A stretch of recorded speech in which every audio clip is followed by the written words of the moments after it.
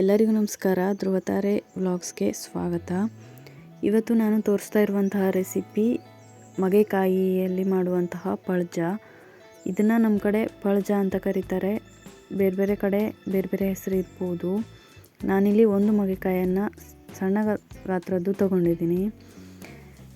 ಅದನ್ನು ಮಗೆಕಾಯನ್ನು ತೊಳೆದು ಕ್ಲೀನ್ ಮಾಡಿ ಅದನ್ನು ಹೀಗೆ ಹೋಳು ಮಾಡಿ ಒಂದು ಕುಕ್ಕರಲ್ಲಿ ಹಾಕ್ಕೋಬೇಕು, ಅಥವಾ ಕುಕ್ಕರ್ ಅಲ್ಲದೆ ಪಾತ್ರೆಯಲ್ಲೂ ಕೂಡ ಬೇಯಿಸ್ಕೋಬೋದು. ಇದು ತುಂಬ ಬೇಗ ಬೇಯುತ್ತೆ.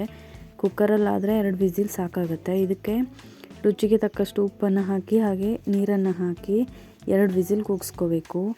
ಇವಾಗ ಒಂದು ಹಂಚನ್ನು ಬಿಸಿ ಮಾಡಿಕೊಂಡು ಅದಕ್ಕೆ 1 ಸ್ಪೂನ್ ಆಗುವಷ್ಟು ಎಣ್ಣೆ ಹಾಕ್ಕೊಂಡು ಅದಕ್ಕೆ 1/4 ಸ್ಪೂನ್ ಆಗುವಷ್ಟು ಮೆಂತೆ, ಹಾಗೆ 1.5 ಸ್ಪೂನ್ ಆಗುವಷ್ಟು ಜೀರಿಗೆ, ಹಾಗೆ 3 ಹಸಿಮೆಣಸು.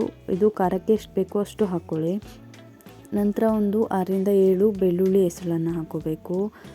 ಹಾಗೆಯೇ ಒಂದು 3 ಸ್ಪೂನ್ ಆಗುವಷ್ಟು ಕೊತ್ತಂಬರಿ ಕಾಳನ್ನು ಹಾಕ್ಕೋಬೇಕು. ಹಾಗೆ ಬೇವಿನ ಸೊಪ್ಪನ್ನು ಒಂದು ಹಿಡಿ ಆಗುವಷ್ಟು ತಗೋಬೇಕು. ಇದರಲ್ಲಿ ಕರಿಬೇವಿನ ಸೊಪ್ಪು ಸ್ವಲ್ಪ ಜಾಸ್ತಿನೇ ಬೇಕಾಗುತ್ತೆ, ಅದೇನೇ ಇದಕ್ಕೆ ಫ್ಲೇವರ್ ಕೊಡೋದು. ನಂತರ 1 ಕಪ್ ಆಗುವಷ್ಟು ಕಾಯಿ ತುರಿನ ತೊಗೊಂಡಿದ್ದೀನಿ. ಹಾಗೆ 1 ಸ್ಪೂನ್ ಆಗುವಷ್ಟು ಅರಿಶಿಣ ಪುಡಿಯನ್ನು ಹಾಕ್ಕೋಬೇಕು. ನಾನಿಲ್ಲಿ ಹುಣಸೆ ಹಣ್ಣನ್ನು ತೊಗೊಂಡಿದ್ದೀನಿ.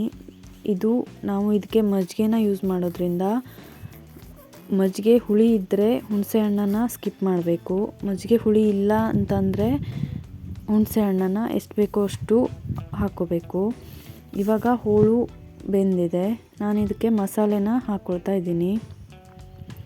ಮಸಾಲೆನ ಹಾಕಿ ಒಂದು ಸಲ ಚೆನ್ನಾಗಿ ಮಿಕ್ಸ್ ಮಾಡಿಕೊಂಡು ಮಜ್ಜಿಗೆನ ಎಷ್ಟು ಬೇಕು ಅಂತ ನೋಡಿ ಹಾಕ್ಕೊಳ್ಳಿ. ನಾನಿಲ್ಲಿ ಇಷ್ಟು ಪಳ್ಜಕ್ಕೆ 1 ಲೋಟ ಆಗುವಷ್ಟು, ಸ್ವಲ್ಪ ದೊಡ್ಡ ಲೋಟ ಆಗುವಷ್ಟು ಮಜ್ಜಿಗೆನ ಹಾಕ್ಕೊಳ್ತಾ ಇದ್ದೀನಿ. ಇದರಲ್ಲಿ ಮಜ್ಜಿಗೆ ಬದಲು ಮೊಸರನ್ನು ಕೂಡ ಯೂಸ್ ಮಾಡ್ಬೋದು, ಅದು ಕೂಡ ತುಂಬ ಚೆನ್ನಾಗಿ ಬರುತ್ತೆ. ಒಂದು ಸಲ ಮಿಕ್ಸ್ ಮಾಡಿ ಸ್ವಲ್ಪ ನೀರನ್ನು ಹಾಕಿ ಮಿಕ್ಸ್ ಮಾಡಿ ಉಪ್ಪನ್ನು ಸೇರಿಸ್ಕೋಬೇಕು.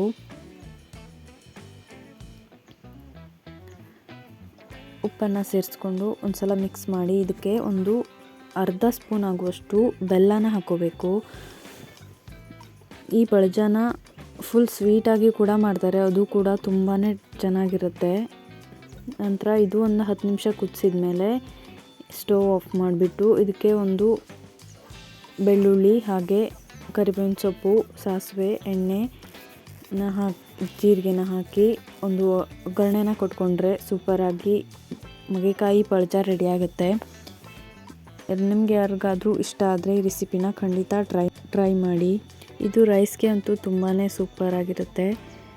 ನನ್ನ ಚಾನಲ್ ಇಷ್ಟ ಆದರೆ ಲೈಕ್ ಮಾಡಿ, ಹಾಗೆಯೇ ಶೇರ್ ಮಾಡಿ, ಕಮೆಂಟ್ ಮಾಡಿ. ನನ್ನ ಚಾನಲ್ನ ಫಸ್ಟ್ ಟೈಮ್ ನೋಡ್ತಾ ಇರೋರು ಸಬ್ಸ್ಕ್ರೈಬ್ ಮಾಡ್ಕೊಳ್ಳಿ, ಹಾಗೆಯೇ ಬೆಲ್ ಐಕಾನ್ನ ಕ್ಲಿಕ್ ಮಾಡ್ಕೊಳ್ಳಿ. ಆದಷ್ಟು ನನ್ನ ಚಾನಲ್ನ ಸಬ್ಸ್ಕ್ರೈಬ್ ಮಾಡಿ. Thank you.